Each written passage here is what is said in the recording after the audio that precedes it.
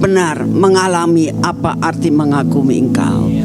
Terima kasih untuk kasih setiamu, dan saat ini ya Bapa, siapkan hati kami, beri telinga kami seorang murid, dan berikan kepada kami hati yang siap menerima firman-Mu, siap diperbarui, siap menyambut akan yang Engkau rindukan, dan menjadi pelaku firman-Mu.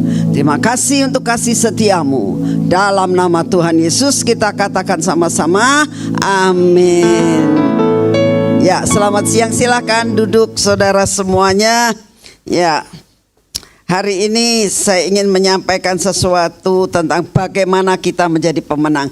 Be a winner ya. Setiap orang merindukan ya bahwa kita ini selalu menjadi pemenang. Gak ada seorang pun yang mengatakan aku mau kalah aja kok. Gak ada ya.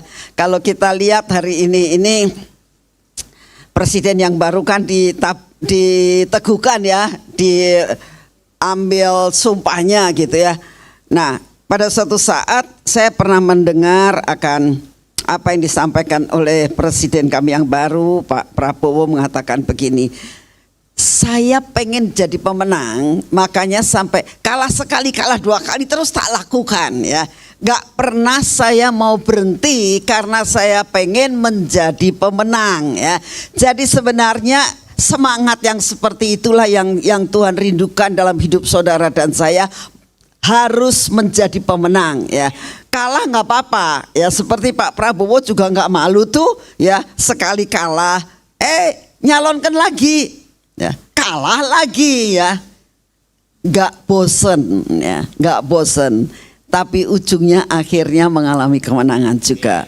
Be a winner. Dan hari ini saya berdoa supaya saudara ini benar-benar merasakan jangan putus asa saat kita masuk di dalam masa-masa lembah kekelaman ya. Jatuh ya bangun lagi, jatuh ya bangun lagi, jatuh bangun lagi, ujungnya kita akan menang. Amin ya. Kita akan baca bagaimana kita ini sebenarnya harus menang dalam segala bidang, yaitu menaklukkan seluruh kedagingan kita. Ini yang paling sulit saudara ya, paling sulit adalah menaklukkan hidup kita sendiri ya. Mungkin kita bisa menang kalau kita melakukan segala sesuatu, oh aku berhasil ya. Tapi hal yang Tuhan rindukan dalam hidup saudara dan saya dalam pengikutan kita kepada Tuhan adalah bisa memenangkan seluruh kedagingan dalam hidup saudara. Ya, yuk kita baca sama-sama di dalam Galatia pasal 5 ayat yang ke-16. Firman Tuhan mengatakan begini. Maksudku, ini surat Rasul Paulus ya, surat Rasul Paulus kepada orang-orang Galilea, jemaat di Galilea. Dikatakan begini. Maksudku ialah hiduplah oleh Roh. Hiduplah oleh Roh. Bagaimana saudara dan saya bisa menang? Tidak ada cara lain selain saudara dan saya hidup di dalam Roh Kudus. Bukan sekedar kita berani untuk mengandalkan kekuatan sendiri, tapi dikatakan hiduplah oleh Roh. Nah, yang dinamakan hidup oleh Roh itu yang bagaimana? Hari ini kita akan bahas. Kalau kita hidup oleh Roh dikatakan, maka kamu tidak akan menuruti keinginan daging. Jelas banget ya. Bagaimana saudara bisa be a winner? Cara satu-satunya adalah kalau saudara dan saya mau hidup di dalam Roh. Nah, lalu dikatakan begini. Sebab keinginan daging berlawanan dengan keinginan Roh, dan keinginan Roh berlawanan dengan keinginan daging. Karena keduanya bertentangan sehingga kamu setiap kali tidak melakukan apa yang kamu kehendaki. Setiap saudara dan saya itu kan pengen sangat menghendaki hidup benar. Ya, Tidak ada orang mengatakan, ya hidup nggak benar juga nggak apa-apa. Ya, tapi Tuhan merindukan kita itu semua, anak kecil, orang dewasa, orang pemuda, semua merindukan. Kalau bisa saya itu hidup benar. Tapi dikatakan di sini, karena bertentangan sehingga setiap kali kita tidak melakukan apa yang kita kehendaki. Akan tetapi jikalau kamu, nih lihat ayat 18 ya. Akan tetapi jikalau kamu memberi dirimu dipimpin oleh Roh. Nah, coba lihat ayat 16. Hidup oleh Roh, dan ayat 18 dikatakan dipimpin oleh. Nah, ya. Jadi hidup di dalam Roh, dipimpin oleh Roh, ya. Maka kamu tidak hidup di bawah hukum Taurat. Hukum Taurat itu adalah hukum yang mengatakan kalau kamu membunuh ya kamu akan dibunuh. Selalu hukumnya itu balas membalas.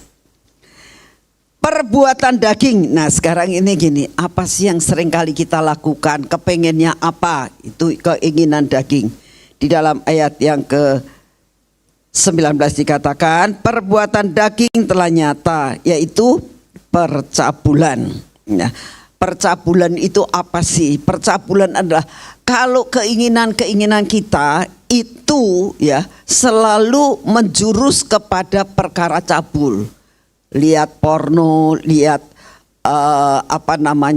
di YouTube itu banyak film-film dan sebagainya yang selalu membawa kita. Dan biasanya kalau sudah lihat gitu, pengen akhirnya apa sih? Terus bagaimana? Saudara, kita harus tahu, hiduplah dipimpin oleh Roh, ya. Lalu dikatakan kecemaran. Saudara tahu apa maksudnya kecemaran? Segala sesuatu yang kotor itu cemar. Ya, pokoknya apapun yang kotor itu cemar. Kalau kita berdagang, kalau kita bisnis apapun, kalau kita tahu yang nggak benar itu cemar. Ya. Lalu dikatakan lagi hawa nafsu. Hawa nafsu itu macam-macam, saudara. Jangan saudara mikir kalau hawa nafsu itu selalu seks, bukan.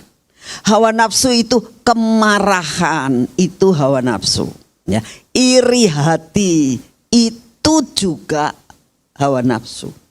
Ya, jadi jangan memikirkan perkaranya skop kecil, tapi yang dinamakan hawa nafsu, kemarahan itu hawa nafsu. Nah, yang dikatakan di sini yang begitu-begitu tuh Tuhan nggak suka. Lalu dikatakan lagi penyembahan berhala, ini jelas-jelas. Sihir sudah jelas ya kalau kita itu pergi ke dukun dan sebagainya. Perseteruan, perselisihan. Perseteruan dan perselisihan itu hampir sama, saudara. Apa sih sebabnya terjadi perselisihan? Karena nggak pas. Orang yang tidak pas membuat kita itu akhirnya terjadi yang dinamakan perselisihan. Hatinya nggak pas. Ya. Lalu dikatakan iri hati, amarah, mementingkan diri sendiri, percideraan, roh pemecah, kedengkian, kemabukan, pesta pora dan sebagainya. Ya. Jadi orang tuh boleh pesta-pesta makan, boleh nggak? Boleh. Tuhan tidak pernah melarang. Lalu kalau saudara ditanya, jadi orang Kristen tuh boleh makan enak gak? Ya boleh kalau kamu punya uang sih. Benar gak sih? Hah? Orang Kristen boleh pakai baju bagus gak? Ya boleh, asal gak nyuri gitu. Ya. Dan tidak merongrong suami, aku harus dibeliin baju yang bagus. Selama kita bisa untuk menikmati, gak masalah. Ya. Tapi yang Tuhan gak suka adalah berpesta pora. Artinya apa? Melakukan segala sesuatu sampai membuat kita mabok. Loh, orang kalau punya pakaian yang bagus, yang dinamakan mabok itu bukan geleng-gelengan begini. Pamer itu pun tidak diperkenankan Tuhan. Ya. Jadi kita harus tahu bahwa yang Tuhan gak suka dikatakan, terhadap semuanya itu kuperingatkan kamu seperti yang telah kubuat dahulu, bahwa ingat ini perhatikan baik-baik ya.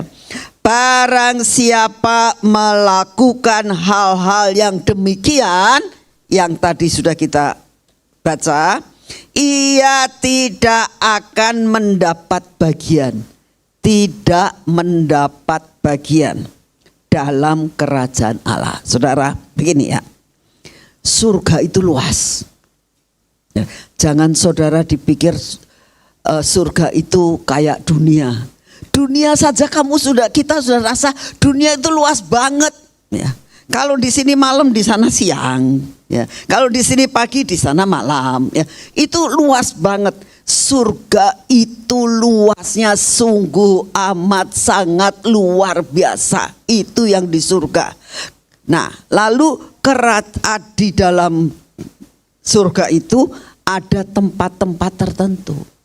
Salah satunya ada lokasi-lokasi tertentu, ya. Salah satu lokasinya adalah lokasi di situ ada kerajaan. Ya. Seperti sekarang kita tahu kan, kita tinggal di Bandung, tapi kita tahu, bakalnya ibu kotanya pindah ke IKN, ya kan? Jadi ada satu lokasi yang ditentukan untuk pusat pemerintahan. Nah, yang dinamakan kerajaan Allah itu adalah satu kerajaan lokasinya kerajaan. Di situ siapa yang berada di situ? Yaitu orang-orang yang tidak melakukan hal-hal seperti yang kita baca tadi. Itu dikatakan di sini dapat bagian. Saudara dapat yang dinamakan bagian itu punya apa? Punya kapling di sana ya. Dekat kerajaan Allah. Atmosfernya beda. Ya. Keadaannya beda. Ya. Suasananya beda. Kalau dekat dengan kerajaan Allah. Nah, bagaimana saudara? Rindu gak sih? Kaplingmu di mana nanti kalau kita pulang? Ya. Jauh tah kita dari kerajaan Allah, atau kita dekat agak di pinggir-pinggiran. Nah, yang Tuhan rindukan, ayo kejar yang dinamakan hidup di dalam roh dan dipimpin oleh roh. Ya, hari ini saya benar-benar ingin membagikan sesuatu untuk akhir zaman ini, saudara. Yang dibutuhkan adalah jangan keluar dari pimpinan roh. Jangan keluar dari pimpinan roh. Karena disitulah engkau akan mendapatkan sesuatu yang Tuhan inginkan. Nah, untuk itu perlu berjuang. Ya. Bagaimana cara kita berjuang? Ya, hari ini kita akan belajar bagaimana kita boleh berjuang untuk sampai menjadi be a winner. Amin. Ya. Nah, sekarang kita akan teruskan. Ya. Yang simple aja, yaitu kemarahan. Ya. Kemarahan, gak sabaran. Ini yang dinamakan ketidaksabaran itu dari anak kecil, begitu lahir sampai tua loh. Kalian tahu nggak? Anak kecil dia belum bisa ngomong. Kalau dia lapar apa yang dinamakan? Ya, nangis, saudara. Saya kemarin pas lihat di mana ya? Kayaknya sih di Instagram. Ada ibu-ibu luar negeri, ini orang luar negeri ya. Kalau di sini kemungkinan ya ada suster dan sebagainya. Nggak ada suster, saudara. Kalau di luar negeri, anaknya kembar 3. Dia punya anak kembar 3. Anaknya masih mungkin sekitar umur 5-6 bulan lah. Sudah bisa merangkak, belum bisa jalan. Nah, 3, saya lihat rumahnya tuh berantakan, saudara. Saya bisa maklum, anak 3 ya, nggak ada pembantu ya, berantakan semuanya. Nah, baru aja dia itu duduk, yang sini tuh sudah turun dari, jadi mereka itu kalau di luar negeri dikasih kayak tempat duduk gitu loh yang bisa digoyang-goyang gitu. Jejer 3, yang satu udah turun dari tempat itu, berangkang ke sana berangkang ke sini, yang satu nangis ya, yang satu lagi gigitin apa gitu. Mamanya datang, yang nangis, oh ini kemungkinan minta susu, jadi mamanya lagi bikin susu, gak sabar yang ini nangis, begitu nangis yang tidur bangun ya, terus merangkak nyari mamanya ya. Ini mama baru bikin susu, ini ributnya luar biasa. Susu baru dikasih satu, yang ini minta, yang ini minta. Saya bilang, Tuhan, lama-lama gak sabar, saudara. Ya, sabar itu gak mudah kalau melihat segala sesuatu yang saudara hadapi. Di situ tuh sampai dia katakan, kapan aku bisa santai? Gak bisa dia. Ya. Yang satu digendong, yang satu minta digendong, yang satu nangis digendong, sampai dianya aduh berat banget. Lama-lama saudara tahu anaknya ditaruh di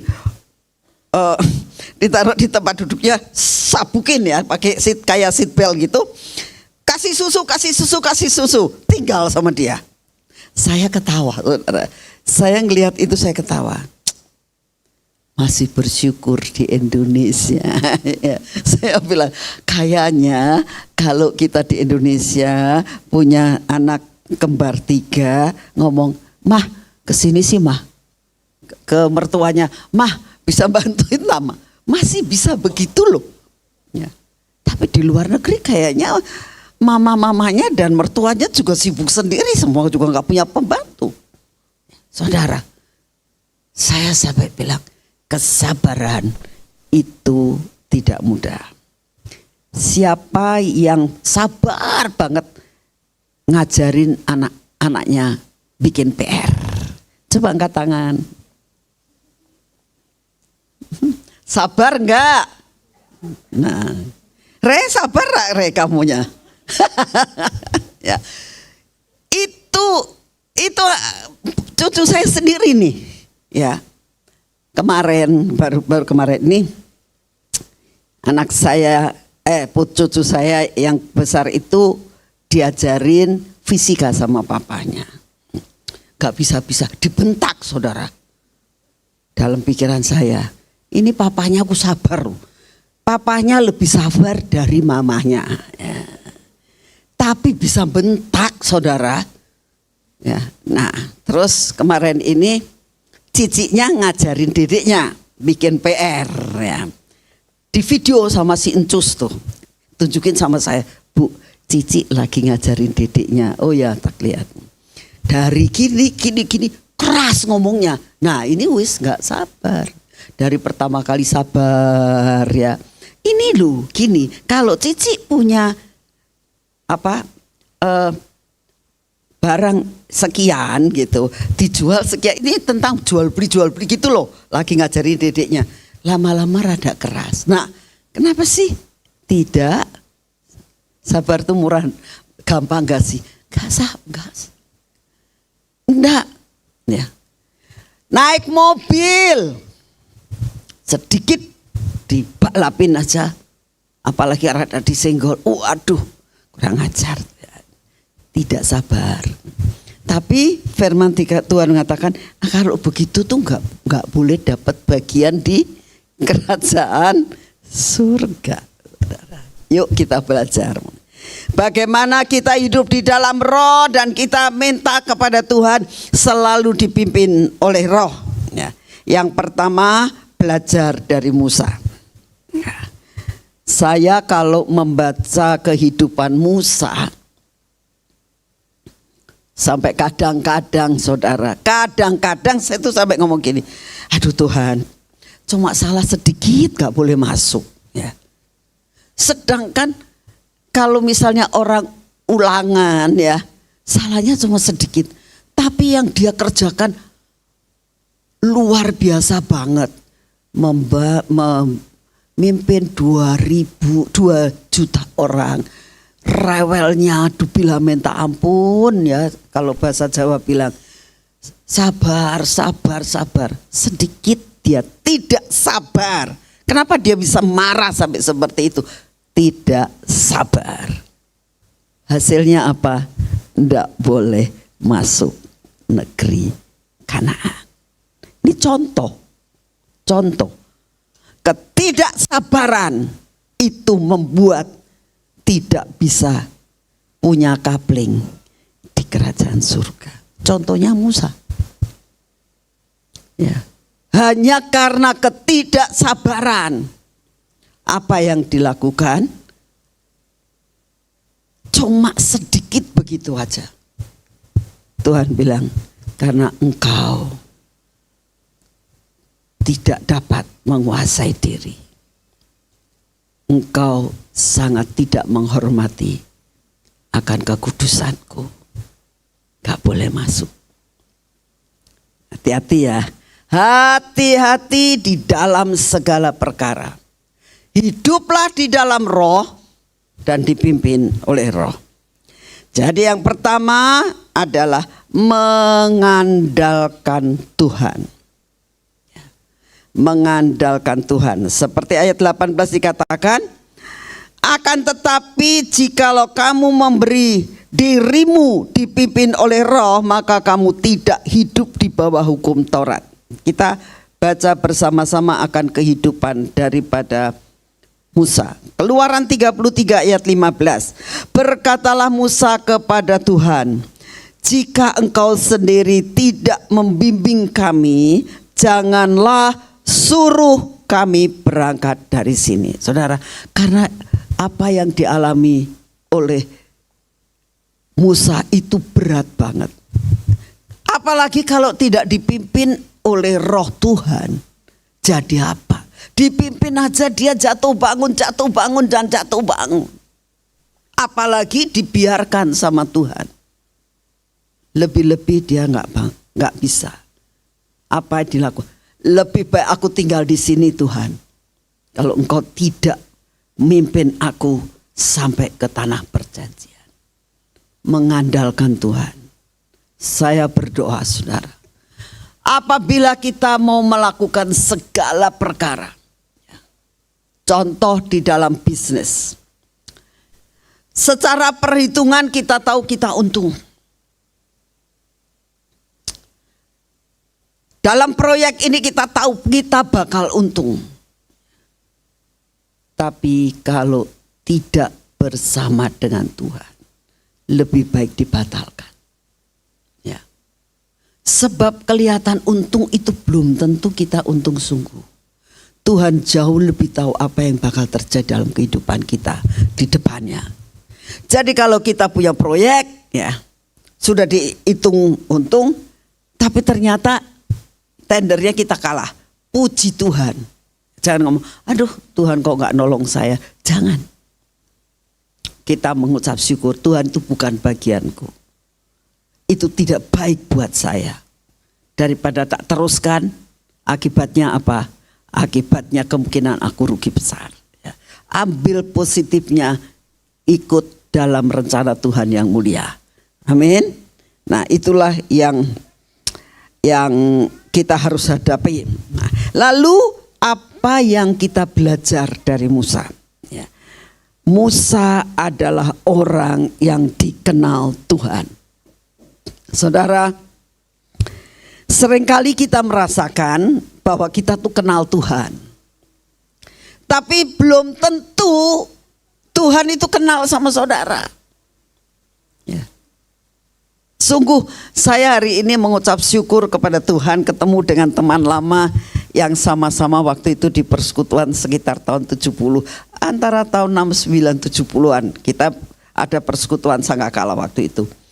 Pada saat dia ngomong, Cik, saya begitu lihat dia. Hai, kamu anak sangkakala ya? Saya kenal dia. Kenapa? Karena pada saat tahun 69 70 kita itu sama-sama pelayanan, ya, sama-sama kita retreat, sama-sama kita lakukan semua pelayanan. Sampai sudah setua ini dia masih kenal saya kenal dia juga. Ya. Begitu saya lihat, hai kamu anak Sakakala dulu ya? Iya. Saya masih kenal dia. Walaupun kemungkinan ada 50 tahunnya kita nggak ketemu. Ya. Tapi benar-benar saya kenal dia dan dia kenal saya. Sebenarnya yang saya rindukan adalah seperti itu. Sampai kita itu bukan sekedar mengenal Tuhan, tapi Tuhan juga mengenal kita. Sehingga pada saat kita ini nanti pulang, kita ngomong, Tuhan Yesus, hai, aku kenal kamu. Ya, jangan sampai, siapa kamu, aku gak kenal. Aduh, boro-boro dapat kapling di dekatnya kerajaan Allah. Enggak dapat apa-apa. Aku enggak kenal kamu, keluar kamu enggak dapat kapling di sini. Sedih banget loh. Betul enggak sih? Belajar kita seperti Musa. Musa dikenal oleh Tuhan. Ya. Kita akan baca di dalam Keluaran 33 ayat 12. Kita loncat ya, tolong loncat dari Keluaran 33 ayat 12. Lalu berkatalah Musa kepada Tuhan, memang kau berfirman kepadaku, suruhlah bangsa yang ini berangkat, tetapi engkau tidak memberitahukan kepadaku siapa yang akan kuutus bersama dengan aku. Namun demikian engkau berfirman, aku mengenal namamu dan juga engkau mendapat kasih karunia di hadapanku. Maka sekarang jika aku kiranya mendapat kasih karunia di hadapanmu, dan beritahukanlah jalan-jalanmu kepadaku, sehingga aku mengenal engkau, supaya aku tetap mendapat kasih karunia di hadapanmu. Ingatlah bahwa bangsa ini umatmu. Orang kalau mendapatkan dikenal Tuhan dan mendapatkan kasih karunia Tuhan, sangat-sangat luar biasa. Saudara tahu, saudara punya kartu prioritas. Kasih tahu saudara. Kalau saudara dikenal sama Tuhan, bukan sekedar saudara kenal Tuhan, dan kalau mendapatkan kasih karunia, saudara itu kalau di bank itu dapat yang namanya kartu prioritas, ya. Bisa punya akses langsung, ya. Gak pakai antri-antri, ya. Dan yang kedua, dapat fasilitas. Fasilitasnya apa? Apa yang saudara minta itu dikasih. Contoh saudara, contoh ini contoh ya, contoh sehari-hari. Suatu saat saya itu perlu uang baru saudara. Saya sangat rindu sekali kalau saya memberikan PK kepada para hamba Tuhan tuh pengen ngasihnya pakai uang baru. Nah, saya butuh uang baru banyak. Lalu caranya bagaimana ya? Saya telepon ke sana. Saya bilang, mau tukar uang baru. Berapa Bu? Sekian. Aduh banyak sekali katanya. Ya ini mau buat acara, jadi saya tuh pengen tukar uang baru. Nanti ya Bu, cari dulu. Belum tentu ada. Sebenarnya Ibu kalau mau tukar uang baru itu mau lebaran. Pasti ada itu. Atau akhir tahun Bu. Itu pasti ada. Ini enggak mau lebaran, susah cari uang baru Bu, uangnya keluar semua. Saya bilang, ya cariin aja dah. Oke. Saya enggak sabar orangnya saudara, terus terang aja. Tak paranin ke banknya. Ya. Begitu saya ke bank, saya terus kan disambut prioritasi. Ibu Nani, silakan duduk, mau minum apa, bla bla bla. Lo kalau di tempat yang lain kan nggak digituin kan. Nah sudah duduk terus nih.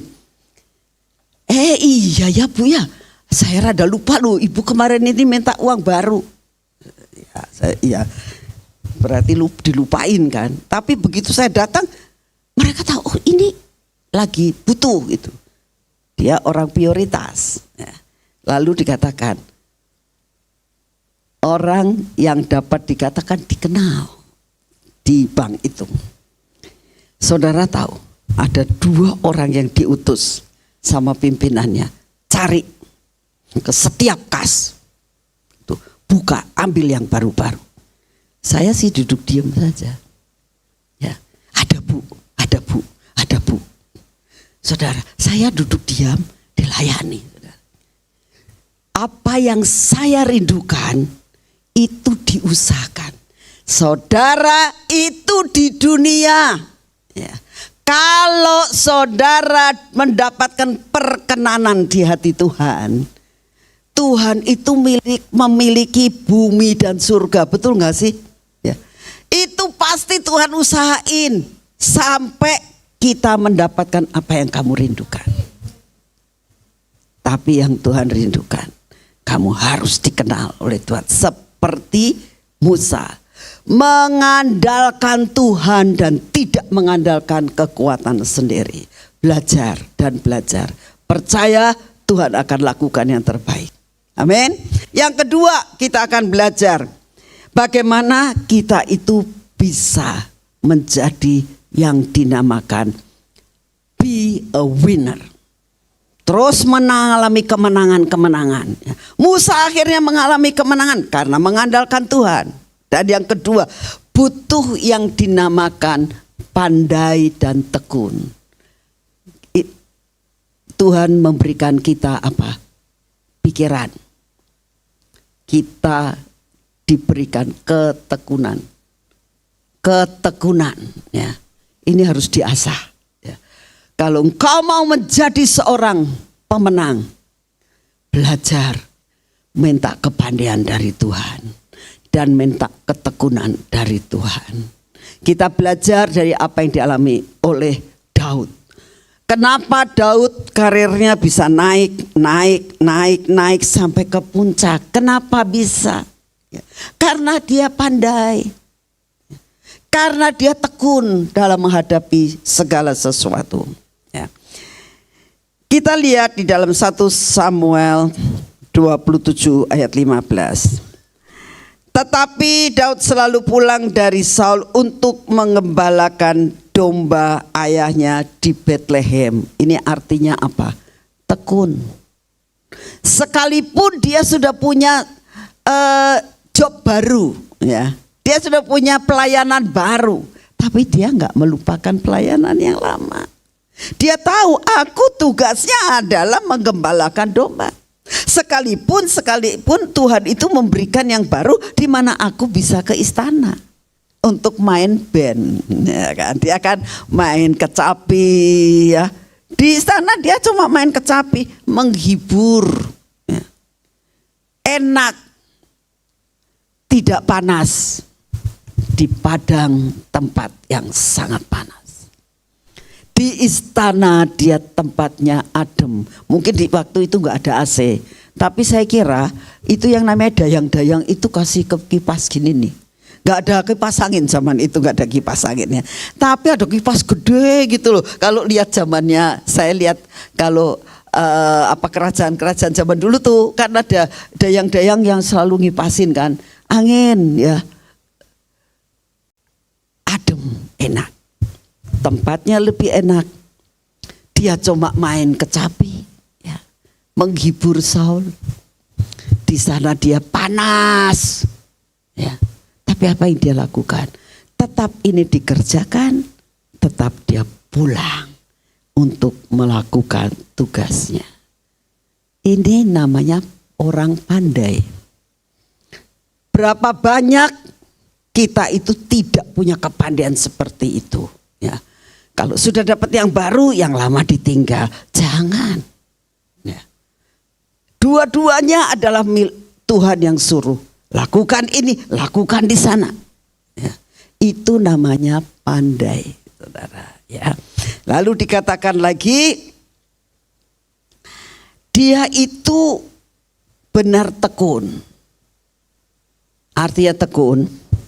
Saya yakin setiap pagi dia bangun, terus ngurusin akan domba-dombanya cuma 2-3 ekor, diserahkan kepada penjaga yang lain. Aku mau ke istana, lagi ada kerjaan lain. Tapi dia tidak meninggalkan pekerjaan yang lama.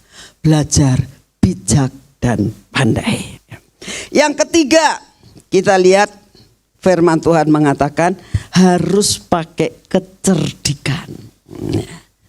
Ya, Amsal 14 ayat 16 dikatakan orang cerdik. Nah ini lihat ya, orang yang cerdik, pandai sama cerdik itu beda loh saudara. Ya, cerdik itu ngulik, kalau bahasa Jawanya tuh ngulik, ngerti ya. Jadi bisa gitu loh, bisa buat sesuatu. Orang pandai itu belum tentu dia cerdik. Tapi kalau orang cerdik itu biasanya pandai. Ya, kita harus tahu contoh kecerdikan ya, dikatakan gini. Orang cerdik bertindak dengan pengetahuan. Tetapi orang bebal membeberkan kebodohannya. Ya. Kalau kecerdikan itu dibutuhkan strategi. Pakai strategi. Contohnya kecerdikan siapa? Yakub. Ya. Yakub tuh orang yang cerdik. Dia diberikan jatah sama bosnya, notabene mertuanya. Ya. Ini yang jadi bagianmu adalah binatang domba yang totol-totol. Dalam hatinya, ya rada bulitlah kamunya. Ya sudah gak apa-apa. Bagianku adalah totol-totol. Lalu dia lakukan itu dengan cerdik. Bagaimana caranya sampai binatang ini bisa melahirkan akan domba-domba yang totol-totol. Cerdik dianya. Ya. Lalu dikatakan pada saat domba-domba itu akan berkelamin, dikatakan dia naruh itu daun-daunnya sampai dia bisa ngelihat. Oleh karena anugerah Tuhan dengan kecerdikannya itu bisa. Sebetulnya manusia juga seperti itu saudara. Saya itu pernah, ya waktu saya masih SMA ya, saya itu ikut paduan suara waktu di Semarang. Nah, pemimpin paduan suara itu adalah seorang yang jadi manajer dari satu hotel di Semarang, yang hotel sekarang sih sudah nggak ada, nggak tahu gimana tuh ya. Itu hotelnya semuanya adalah hotel orang bule, nggak ada orang kita lah yang nginep di situ karena harganya mahal banget. Nah dia jadi manajer di situ. Kita kalau latihan di hotel itu.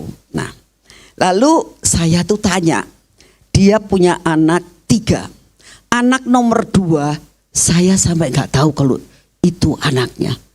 Bule banget, wis nggak ada ciri-cirinya. Matanya biru, rambutnya bagus, itu laki ya. Saya jadi tanya, loh, kok iki anaknya siapa? Ya anak gua, kata gitu. Saya pikir dalam hati, kok nggak mirip mamai papa ya, gitu. Nah. Buat orang mungkin mamai selingkuh pasti. Karena apa? Tinggalnya di hotel. Semuanya banyak yang orang bule. Kemungkinan bisa selingkuh. Tapi saudara tahu dia ngomong gini. Bagaimana aku bisa dapat anak bule? Gimana caranya? Dia bilang gini. Suatu saat kami itu ada banyak tamu. Ada satu tamu yang cakep banget. Dia bilang. Jadi tak potret. Dia bilang gitu. Terus setiap hari aku berdoa sama Tuhan. Tuhan aku pengen punya anak kayak gini. Ya. Dia ketemunya tamu kan cuma sebentar. Udah itu dia pergi ke luar negeri lagi. Balik kan udah gak ketemu lagi. Bagaimana bisa membayang-bayangkan dipotret sama dia. Setiap malam. Ya, dia bilang Tuhan aku tuh pengen punya anak kayak gini. Pengen punya anak gini. Gak lama kemudian dia hamil. Begitu dia hamil dia bilang saya pandang itu potret dan saya elus-elus perut saya. Dalam nama Tuhan Yesus, Tuhan Engkau pemilik segala-galanya, buat anakku ganteng seperti dia. Enggak, loh, lahir tuh betul loh bisa ganteng loh. Jadi ini apa? Ilmunya Yakub. Ya. Sungguh itu ini Alkitabiah. Ilmunya Yakub itu. Jadi kalau saudara itu misalnya ya mempunyai kerinduan apa? Berdoa sama Tuhan, bayangkan. Membayangkan, bukan mengimani, bayangkan, aduh Tuhan aku pengen begini. Kalau menurut pendapatmu baik, berikan aku. Bisa. Ya. Itu cerdik namanya. Ibu-ibu boleh cerdik? Boleh. Ya. Untuk membayangkan sesuatu. Ini yang dialami oleh Yakub. Dan apa yang terjadi? Terjadi seperti yang dia rindukan. Ya. Amsal 14 ayat 8 dikatakan begini. Mengerti jalannya sendiri adalah hikmat orang cerdik. Nah, tetapi orang bebal ditipu oleh kebodohannya. Ya, saudara, ini cerita tentang apa yang dialami oleh Daud, oleh Daniel ya, karena kecerdikan ini mengenai Daniel. Kita baca di Daniel pasal 2 ayat 13. Ketika titah dikeluarkan supaya orang-orang bijaksana dibunuh, maka Daniel dan teman-temannya pun terancam akan dibunuh. Ya. Saudara, saat-saat kita menghadapi sesuatu yang tidak enak, ya, apa yang harus dilakukan? Lalu berkatalah Daniel dengan cerdik dan bijaksana kepada Arioh, pemimpin pengawal raja yang telah pergi untuk membunuh orang-orang bijaksana di Babel itu. Nah, lihat, Daniel mempunyai kecerdikan yang luar biasa. Nah, saya tidak akan baca semuanya, tapi saya akan ceritakan. Ya. Saat pada waktu Raja Nebukadnezar, dia itu ngimpi, nggak ada satupun yang bisa menerjemahkan. Ya. Semua orang yang cerdik pandai akan dibunuh. Ini sesuatu ancaman yang luar biasa loh saudara. Ada suatu peraturan yang membuat tidak ada jalan keluar kalau sudah raja mengambil keputusan itu. Apa yang dilakukan? Dia bilang, oke, nanti aja, nggak apa-apa. Ya, beri aku waktu. Ini namanya cerdik, ya, punya kecerdikan. Karena dia tahu masih ada jalan keluar, yaitu di dalam Allahnya Yahweh. Dia ngumpulkan akan teman-temannya, yuk doa. Dan buat Tuhan tidak ada barang yang mustahil. Tidak ada orang yang pinter yang bisa lakukan itu. Hanya orang yang menggantungkan dirinya kepada Tuhan. Singkat cerita, dia dapat melakukan itu semuanya. Dan apa yang terjadi? Saudara, dia terluputkan dari semuanya. Be a winner. Amin. Cerdik akan membuat engkau bisa mengalami kemenangan. Ya. Yang terakhir, yaitu tadi, yang suka tidak sabar, ya. Ini terakhir, sabar ya. Amsal 14 ayat 29. Orang yang sabar besar pengertiannya, tetapi siapa yang cepat marah membesarkan kebodohan. Sabar dikatakan orang yang sabar itu penuh pengertian. Kenapa ya kalau misalnya ini perkara suami istri, mama sama anak, papa sama anak, ya. Ini seringkali terjadi yang namanya tidak sabar, ya. Tapi sabar itu benar-benar penuh pengertian, ya. Penuh pengertian. Saudara, saya banyak belajar tentang kesabaran dari mantu saya sama anak saya. Banyak saya belajar, saya bukanya. Ya, kalau mau pergi nih ya, ini kadang-kadang nih ya, anak saya itu lama sekali, Sofi itu lama sekali nih. Kita nih wis nunggu sampai nunggu di mobil gitu ya. Saya sampai cek lagi apa sih gitu, nggak turun gitu ya. Nah, terus anehnya ini yang namanya suaminya itu sabar banget gitu ya. Terus dengan santainya si Sofi datang, aku rada ini gitu loh, sambil ketawa-ketawa. Itu si suaminya sabar saudara. Bentak ya tidak, ya enggak apa-apa. Terus duduk ya aku tadi gini jadi rada lama. Saya diam, saya belajar. Ini si suaminya sabar banget gitu loh, penuh pengertian. Ya. Bener loh, bersyukur punya suami kayak gitu tuh. Ya. Jadi saya lihat, oh ini nih sabar. Ya. Sabar itu penuh pengertian. Ya. Nah, juga begitu kadang-kadang nih ya. Ini kita udah di dalam, kokomu kemana sih? Saya bilang gitu. Ini kita sudah di mobil nih. Kokomu kemana? Ini pasti bikin minum lagi, bikin kopi lagi, kesuwen gitu ya. Kiki kan suka nggak sabar gitu ya. Tapi begitu sampai sambil bawa kopi bener tuh. Pikiran bener kok, mesti bawa kopi. Tapi saya lihat dia santai saja, nggak kesuwen sih kok, enggak gitu. Lagi bikin kopi gitu ya, nyantai aja. Penuh pengertian. Ya. Jadi orang sabar itu penuh pengertian. Suami istri ya, kalau suamimu rada lelet, penuh pengertian lah. Lelet tahu ya? Tahu nggak lelet? Mandi sejam. Sungguh ada loh orang mandi sejam. Saya pernah ketemu dengan seorang istri yang suaminya mandinya sejam, saudara. Sampai dia ngomong sama saya nggak sabar bu. Terus saya keluar, saya bawa sabuni opo sih?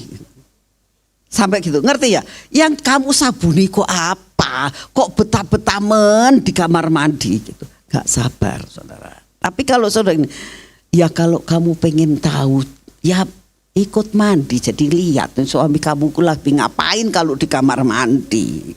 Ya toh. Penuh pengertian, penuh pengertian. Kesabaran itu penuh pengertian, dan itu butuh namanya penguasaan diri, saudara. Ya. Kalau tidak ada penguasaan diri, ini ibu-ibu yang ketawa-ketawa kayak nggak sabaran liatin suaminya ya. Jadi kita harus belajar, saudara. Ya. Penuh pengertian itu kita menjadi sabar dalam menghadapi segala sesuatu. Ada roh penguasaan diri. Kita belajar dari apa yang dialami oleh Daud. Di dalam 1 Samuel 24 ayat 4 dikatakan, lalu berkatalah orang-orang kepada Daud, telah tiba hari yang dikatakan Tuhan kepadamu. Sesungguhnya aku menyerahkan musuhmu ke dalam tanganmu, maka perbuatlah kepadanya apa yang kau pandang baik. Maka Daud bangun lalu memotong puncak jubah Saul dengan diam-diam. Pada saat Daud itu bangun, ya, iku musuhmu, udah matiin aja. Lalu Daud bangun dalam hati daripada pengikut-pengikutnya dan panglimanya. Nah, siap-siap buat nyeret itu Saul, buang saja. Tapi dia lihat, loh, ngapain? Bawa pisau. Daud bawa pisau, pelan-pelan. Kok cuma jubahnya dipotong sedikit? Bingung. Roh penguasaan diri, sabar, tunggu waktu Tuhan. Ya, memang itu tidak mudah.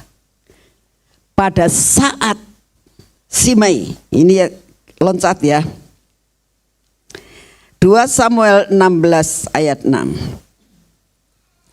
Ketika Raja Daud telah sampai ke Bahurim, keluarlah dari sana seorang dari kaum keluarga Saul yang bernama Simei bin Gera, sambil mendekati raja, ia terus menerus mengutuk. Dia dikutuk terus ya. Tapi kalau kita lihat di dalam 2 Samuel 19 ayat 23 dikatakan, kemudian berkatalah raja kepada Simei, engkau tidak akan mati. Lalu raja bersumpah, kok bisa ya dikutuki sampai seperti itu?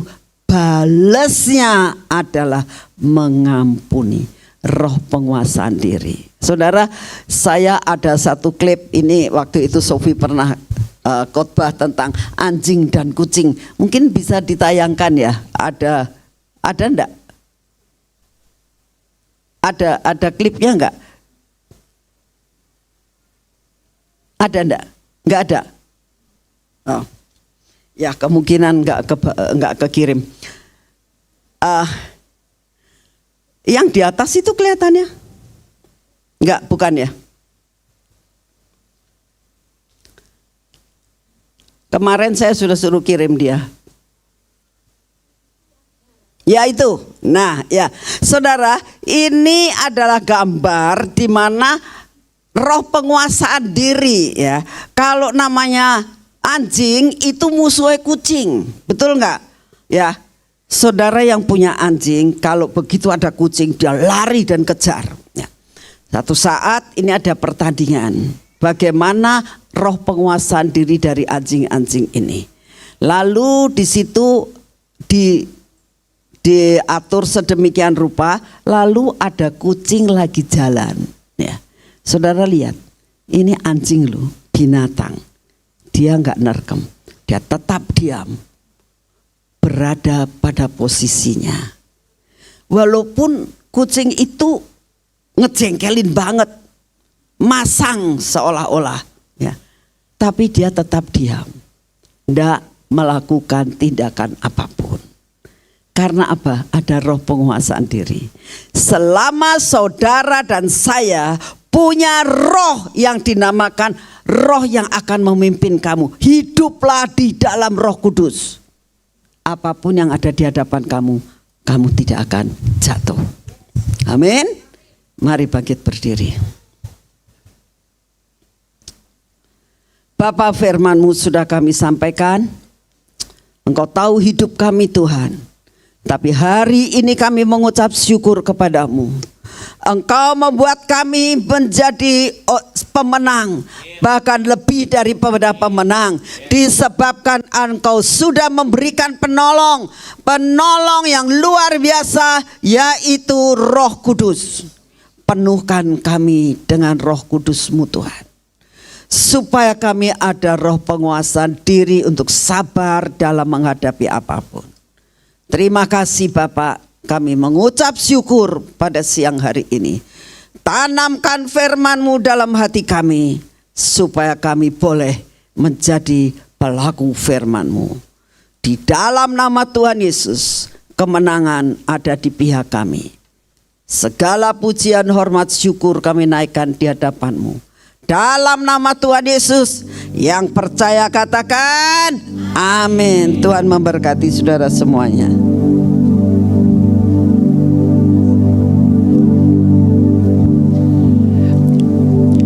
Saya percaya setiap kita diberkati Tuhan, amin. Siapa yang rindu kita bukan cuma jadi pendengar yang baik, tapi kita jadi orang-orang yang melakukan firman Tuhan. Apa yang dibagikan itu kita mau jadi orang-orang yang merespon, dan kita jadi orang-orang yang diubahkan, amin. Oke, saudara, silakan duduk sebentar. Saya akan baca kesimpulan supaya bisa dipraktekkan, saudara. Siapa di sini yang rindu jadi pemenang? Kesimpulannya ada 4 hal. Belajar untuk dikenal Tuhan. Caranya gimana? Ya bergaul, saudara. Gak mungkin orang dikenal kalau gak bergaul, amin ya. So, langkah pertama, terus mulai hari ini lebih mencari Tuhan, bergaul dengan Tuhan, baca firman, banyakin doanya, saudara ya, amin. Yang kedua, pandai dan tekun. Punya ilmu surga, tapi harus juga belajar, saudara. Ya, ada banyak orang ilmu surganya keren gitu ya, tapi kalau udah ketemu dunia, Kayaknya kalau ke gereja orang tepuk tangan, wah luar biasa gitu ya. Tapi begitu ketemu di tempat kerjaan, aduh PR-nya luar biasa gitu ya.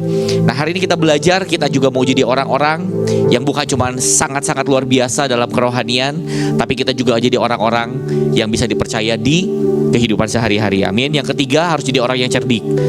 Tadi sangat menarik, sangat memberkati. Terima kasih Bu Nani. Yang mau dibunuh orang bijaksana, bayangkan saudara, orang bijaksana mau dibunuh, selesainya sama orang yang cerdik saudara. Lucu ya gitu ya. Kita berpikir, oh bijaksana aja cukup, enggak. Ternyata juga harus punya kecerdikan. Nah, dan salah satu ciri orang cerdik adalah yang keempat, harus sabar. Nah gitu ya. Orang wajah bijaksana, pintar, luar biasa gitu ya, tapi gak punya kesabaran, gak cerdik saudara.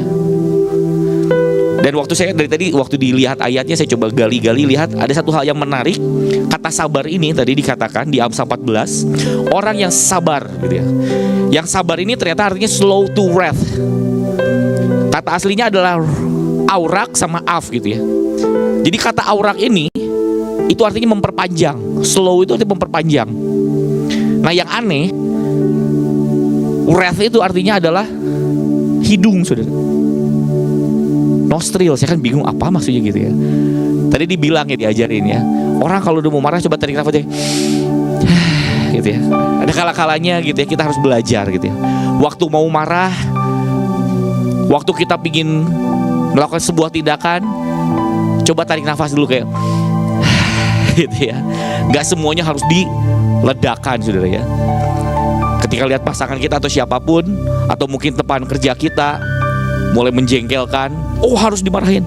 Kadang-kadang tarik nafas dulu gitu ya. Belajar punya nah, amin. Jadi praktek saudara ya. Kalau mau marah jangan cepat-cepat marah. Saudara boleh luar biasa, tapi kalau nggak punya kecerdikan dan nggak sabar, jangan-jangan banyak hal yang hilang. Amin. Oke, saya nggak akan perpanjang. Kita akan mendengarkan pengumuman. Silakan saya undang Pastor Jose. Pastor. Shalom alaikum semuanya. Udah pada makan belum saudara? Kayak lemes semua ini. Kasih tos dulu kanan kirinya, tetap semangat ya. Amin. Wow, siapa yang diberkati sekali lagi boleh lambaikan tangan saudara yang diberkati firman Tuhan hari ini, amin. Kemarin kalau saudara beberapa yang datang di acara Sukot, ini agak nyambung saudara, karena kemarin ada satu pembicara Dr. Richard dari US, dia bilang gini, semua pertempuran saudara dalam hidup kita seringkali itu bukan apa yang di luar, tapi pertempuran semuanya itu cuma mulai di mana saudara? Di sini saudara, di dalam pikiran saudara. Apa yang saudara lihat seringkali pertempuran itu bukan yang di luar, tapi seringkali pertempuran saudara itu di pikiran saudara sendiri. Tapi siapa yang percaya tadi dikatakan, kita mau saudara, tadi kita dengar suara Tuhan. Karena keinginan, tadi keinginan daging, saudara lihat, wih mobil baru ya, mobil listrik. Padahal Tuhan bilang kagak, tapi Tuhan maulah gitu. Semua keinginan dari mata, lalu perang di pikiran. Tapi siapa mau firman Tuhan, kenakanlah pikiran Kristus dalam pikiran setiap kita, amin. Sehingga semua keinginan yang kita lihat, keinginan daging apapun, kalau kita mengenakan pikiran Kristus, karena pikiran yang kasih decision, yang kasih keputusan, either kita mau ikut kedagingan kita, atau kita mau terus dipimpin roh, amin. Sekali lagi kami atas nama Kahal mengucapkan terima kasih buat pelayanan Om Manali dan seluruh tim dari Cirebon. Kasih tepuk tangan yang luar biasa saudara. Nah saudara, saya mau ajak kita nonton dulu satu klip saudara. Yang kemarin kita ada bikin KKR 1000 anak muda. Kalau rekap Sukot saudara bisa nonton di Instagram Kahal Bandung. So let's watch the video.